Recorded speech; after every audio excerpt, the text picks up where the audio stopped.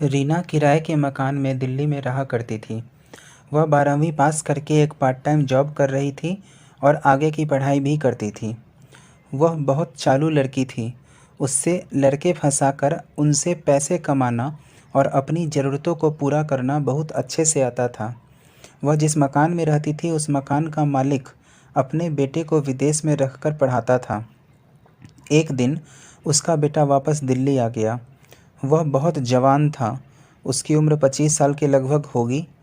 रीना जब उसे देखी तो उसके दिमाग में एक ख्याल आया। उसने सोचा, क्यों न इस लड़के को फंसा लूं तो किराया भी देना नहीं पड़ेगा।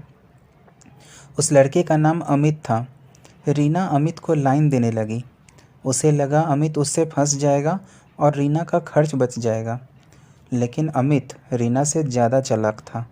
उसने रीना के इरादों को समझ लिया और उससे प्यार का झूठा नाटक करने लगा, क्योंकि उसके दिमाग में कुछ और ही प्लान था।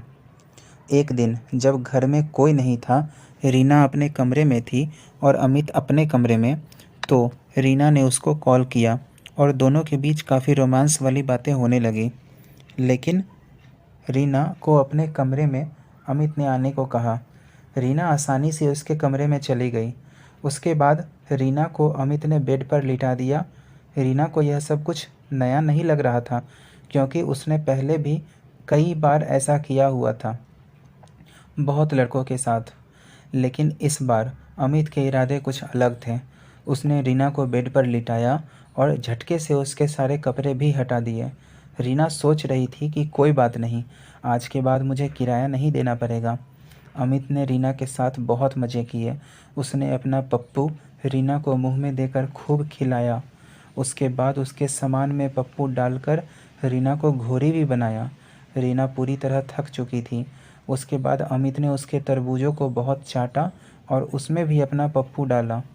रीना को बहुत दर्द भी हुआ और मज़ा भी बहुत आया। यह सब करके दोनों एकदम पति पत्नी जैसे हो गए थे।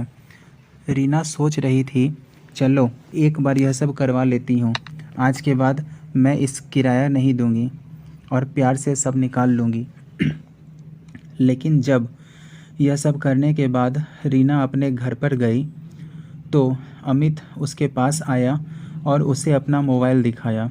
उस मोबाइल में अमित और रीना का पूरा वीडियो था, जिसमें सिर्फ रीना की शक्ल दिख रही थी। अब रीना को अमित ब्लैकमेल करने लगा और उससे कहा कि तुम्हारे साथ काम करने वाली जितनी लड़की है, मुझे सबके साथ करना है। आज से तुम मेरी दलाल हो।